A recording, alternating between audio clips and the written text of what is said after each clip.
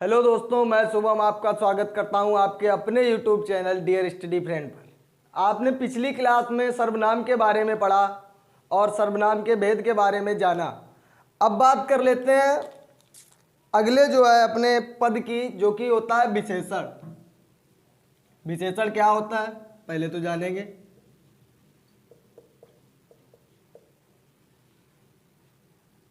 विशेषण अंग्रेजी में बोलते हैं एडजेक्टिव। अब बात करते हैं विशेषण की। तो जो विशेषण देखो कहते किसे हैं? जो हमारे शब्द संज्ञा या सर्वनाम की विशेषता बताएं। क्या बोलेंगे? जो शब्द संज्ञा या सर्वनाम की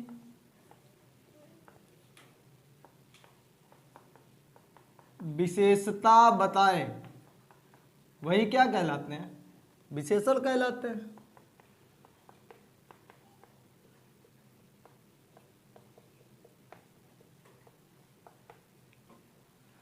अब मान लो आपके पास एक गाय है, वो कैसी है? काली है। उदाहरण समझेंगे। गाय है पर कैसी है? काली। तो आपने बोल दिया काली गाय। क्या हुआ? काली शब्द जो है हमारी गाय की विशेषता बता रहा है। क्या बता रहा है? कि गाय कैसी है? काली है। ये हमारा गाय क्या हो गया? संज्ञा शब्द। और ये क्या? काली विशेषता बता रहा, तो ये विशेषण हो गया। तो हमने इतना जाना कि काली गाय बोल दिया, तो यहां से हम समझ गए कि काली जो है हमारी गाय है और गाय की विशेषता क्या बता रहा है? कि वो काली है।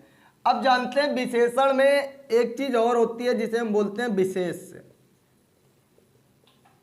विशेष क्या होता है? जिसकी विशेषता जो है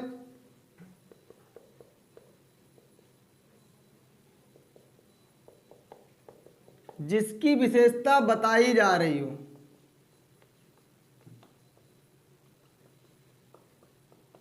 वही क्या हो जाएगा? विशेष से हो जाएगा। उदाहरण देखते हैं इसका। हमने बोला राम अच्छा लड़का है। तो क्या हुआ? राम कैसा लड़का है? अच्छा लड़का है। अब यहां पर विशेषता किसकी बताएगी? लड़के की। तो लड़का हमारा क्या कहलाएगा? विशेष। और अच्छा क्या हो जाएगा? विशेषण। तो इतनी बात समझ गए। जिसकी विशेषता बताई जा रही है उसे हम क्या बोलते हैं? विशेष से बोलते हैं। अब एक और समझ लेते हैं इसमें। हमारा एक होता है प्राविशेषण। प्राविशेषण क्या होता है ये जानते हैं। तो जो विशेषणों की भी विशेषता बताए वही क्या कहलाता है? प्राविशेषण कहलाता है। उदाहरण से समझते हैं। जैसे यहां पर हमने बोला काली गाय। अब यहां पर हम बोलते हैं वह गाय बहुत काली है। तो क्या हुआ कि जो बहुत शब्द आया, ये हमारा जो विशेषण शब्द काली था उसकी क्या बता रहा? और विशेषता बता रहा। विशेषण की भी विशेषता बताने वाला शब्द क्या कहलाता है? प्राविशेषण। ये क्या यहां पर हो गया? प्राविशेषण हो गया। तो दोस्तों अब बात करते हैं विशेषण के प्रकार की या भेद की। तो विशेषण कितने प्रकार के होते हैं ये बात करते हैं। तो बात कर लेते हैं विशेषण के प्रकार की। तो विशेषण हमारे जो है 4 प्रकार के होते हैं। पहला गुणवाचक विशेषण। दूसरा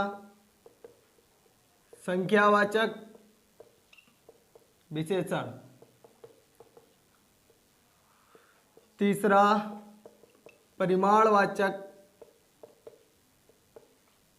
विशेषण।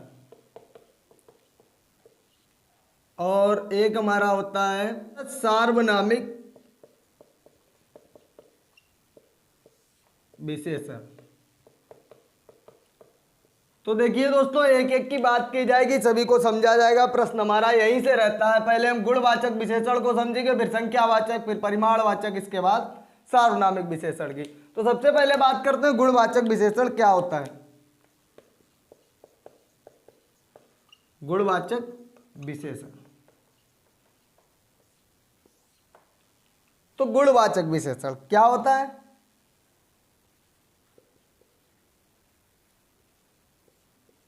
जिन विशेषण शब्दों से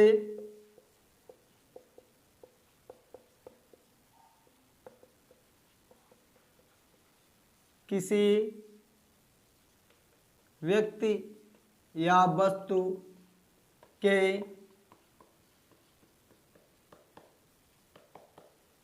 गुण दोषों का पता चले, जिन विशेषण शब्दों से किसी व्यक्ति या वस्तु के गुण दोषों का पता चले उसे ही हम गुणवाचक विशेषण बोलते हैं। जैसे यहां पर बोला, उदाहरण के लिए, वह लड़की काली है, तो लड़की कैसी है? काली है। तो यहां पर हमें लड़की के जो गुण के बारे में पता चला, वो काली है। इसी तरह वह गाय अच्छी है,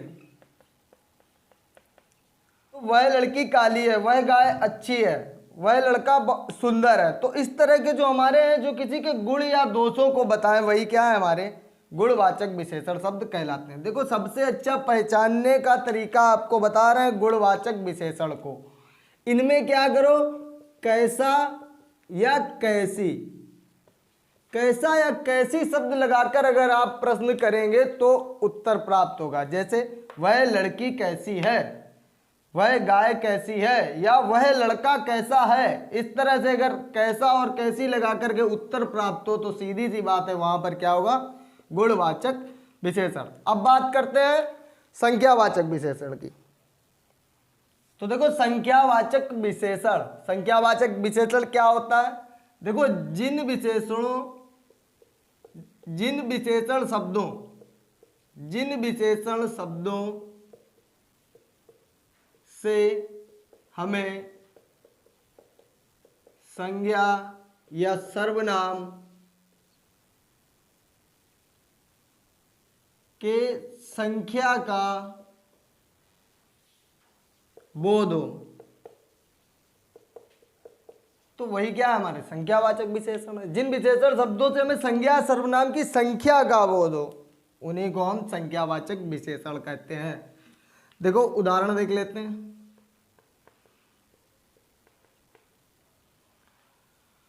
हमने बोल दिया, बाग में 4 गाय है। अब क्या, कितनी गाय? 4 गाय हैं। तो 4 शब्द हमारा क्या है? संख्यावाचक विशेषण में आ जाएगा। इसी तरह हमने बोल दिया, या मैदान में 5 लड़के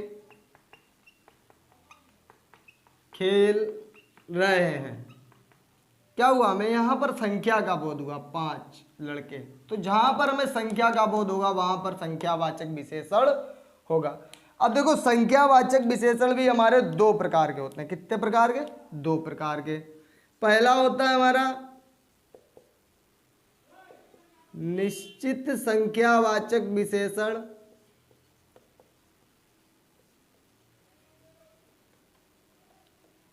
और दूसरा होता है हमारा अनिश्चित संख्यावाचक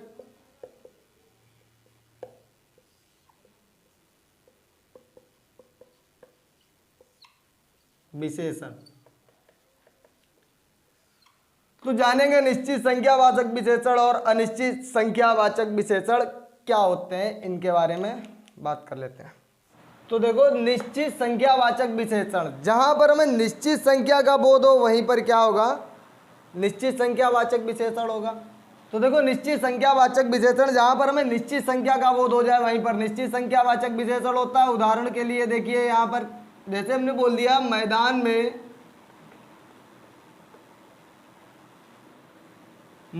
में 5 गाय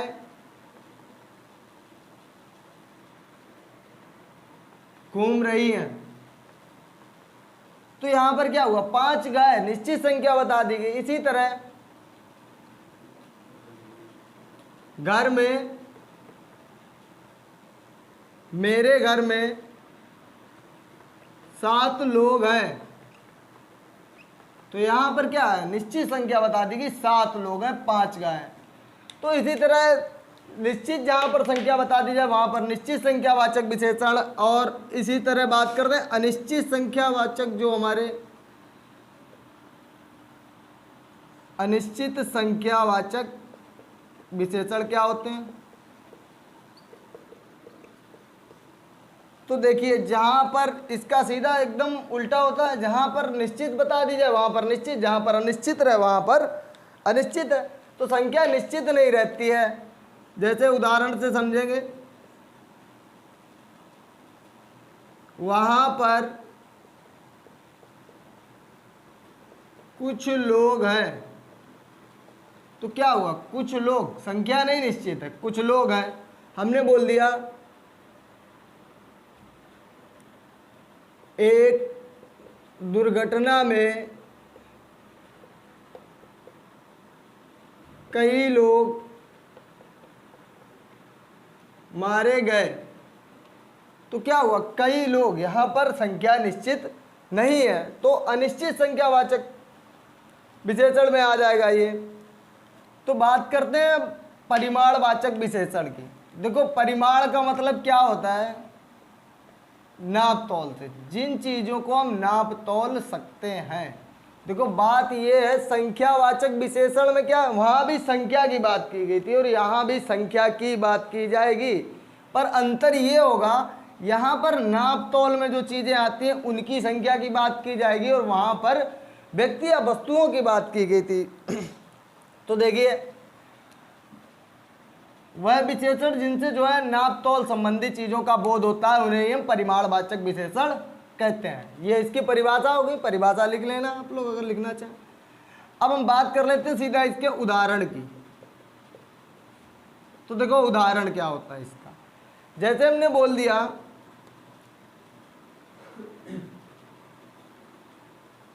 4 किलो चावल। तो यहां पर क्या हुआ, 4 किलो। देखो संख्या यहां पर भी आ रही हो, संख्या संख्यावाचक विशेषण में भी आई थी, यहां पर परिमाणवाचक विशेषण है, क्योंकि यहां पर क्या है, नाप तौल की बात की जाएगी। नाप तौल की बात क्या, 4 किलो चावल, 2 लीटर तेल। तो ये भी हमारा हो जाए किसमें, परिमाणवाचक विशेषण में। तो परिमाणवाचक विशेषण के और कई उदाहरण हो सकते हैं जिन्हें हम नाप और तौल सकते हैं, वही हमारे किस में आ जाएंगे, परिमाणवाचक विशेषण में आ जाएंगे। जैसे हमने बोल दिया 4 मीटर कपड़ा, तो ये भी हमारा आ जाएगा परिमाणवाचक विशेषण में। अब देखो जैसे हमने बताया था संख्यावाचक विशेषण के 2 भाग होते हैं, उसी तरह परिमाणवाचक विशेषण के भी 2 भाग होते हैं। पहला हमारा उसी तरह बिल्कुल निश्चित परिमाणवाचक, निश्चित परिमाणवाचक विशेषण, और दूसरा अनिश्चित परिमाणवाचक विशेषण। तो देखिए दोस्तों उसमें भी हमने निश्चित और अनिश्चित की बात की थी और हम यहां पर भी बात कर रहे हैं निश्चित और अनिश्चित की। तो देखो यहां पर जैसे हमने भी बोल दिया था 4 किलो चावल या 2 लीटर तेल, 4 मीटर कपड़ा, तो ये हमारे सब किस में आ रहे थे, ये सभी जो है हमारे निश्चित में आ रहे थे। अब अगर हम बोल दें इसी तरह अगर अनिश्चित की बात की जाए, यहां पर उदाहरण समझेंगे। देखो परिभाषाएं पीछे देख ही ली है संख्यावाचक विशेषण में, तो यहां पर परिमाणवाचक विशेषण में भी बिल्कुल वैसे ही रहना है, चाहे निश्चित की बात हो चाहे अनिश्चित की बात हो। तो यहां उदाहरण में अनिश्चित में हमारा आ जाएगा क्या, कुछ मीटर कपड़ा। हमने बोल दिया कुछ मीटर कपड़ा, तो कुछ मीटर क्या है हमारा यहां पर अनिश्चित है, और यहां पर हमारा हो जाएगा अनिश्चित परिमाणवाचक विशेषण। हमने बोल दिया थोड़ा तेल, तो क्या हुआ, यहां पर थोड़ा जो शब्द आया है वो क्या है, हमारा अनिश्चित परिमाणवाचक विशेषण में आ जाएगा। चलिए बात कर लेते हैं आखिरी जो हमारा विशेषण बचा है, सार्वनामिक विशेषण। तो सार्वनामिक विशेषण की बात करते हैं, आइए। तो देखो सार्वनामिक विशेषण,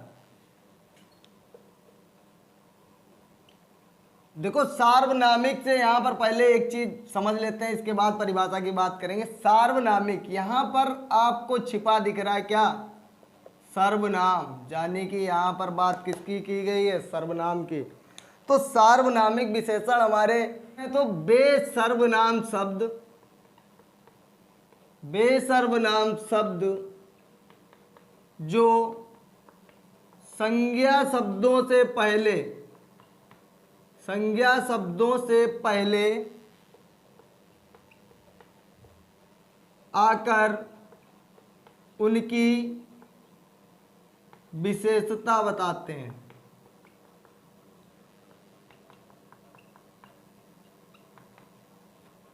बेसर्वनाम शब्द जो संज्ञा शब्दों से पहले आकर उनकी विशेषता बताते हैं, वही क्या कहलाते हैं, सार्वनामिक विशेषण कहलाते हैं। यहां पर बात है सर्वनाम शब्दों की, ठीक है। जैसे हमने यहां उदाहरण पे लिख दिया, वह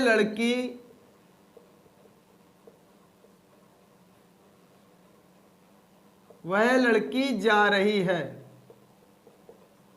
तो यहां पर आप देखो वाक्य में थोड़ा ध्यान दो, क्या है, वह लड़की। तो यहां पर जो हमारा वह शब्द है ये क्या है, सर्वनाम है, और लड़की ये कौन सी संज्ञा है, और कौन सी संज्ञा है, जातिवाचक संज्ञा। पीछे बताया था ये कौन सी है, जातिवाचक संज्ञा है लड़की। तो वह लड़की जा रही है, तो वह हमारा सर्वनाम हो गया, लड़की जा रही है, लड़की की विशेषता वह ने बताई है, यानी कि वह लड़की जा रही है। तो जो हमारे सर्वनाम शब्द संज्ञा शब्दों से पहले आकर, संज्ञा शब्दों से पहले आकर उनकी विशेषता बताएं, वही क्या कहलाते हैं, सार्वनामिक विशेषण कहलाते हैं। तो देखो जो सार्वनामिक विशेषण होते हैं हमारे, उनमें एक खास बात ये होती है कि इनमें जो है किसी की ओर इशारा किया जाता है, यानी कि वह लड़की जा रही है, यह लड़का सो रहा है, तो ऐसे जो है इनमें किसी की तरफ इशारा किया जाता है। तो यहाँ से एक चीज दिमाग में हमेशा रखनी है कि सार्वनामिक विशेषण में क्या, किसी की ओर इशारा किया जाएगा। और परिभाषा के हिसाब से अगर समझना है तो बेसर्वनाम शब्द जो संज्ञा शब्दों से पहले आकर उनकी विशेषता बताते हैं, वही हमारे सार्वनामिक विशेषण कहलाते हैं। तो दोस्तों देखो विशेषण की क्लास में आज के लिए इतना ही। बाकी आपसे ये कहना चाहूँगा मैं कि जो अगर आपको थोड़ा बहुत कुछ सीखने को मिल रहा है हमसे, तो थोड़ा ना थोड़ा आगे बढ़ाएं और हमारे वीडियो को शेयर करें और लाइक करें, और थोड़ा जो है हमें भी आत्मविश्वास दें। Thank you class.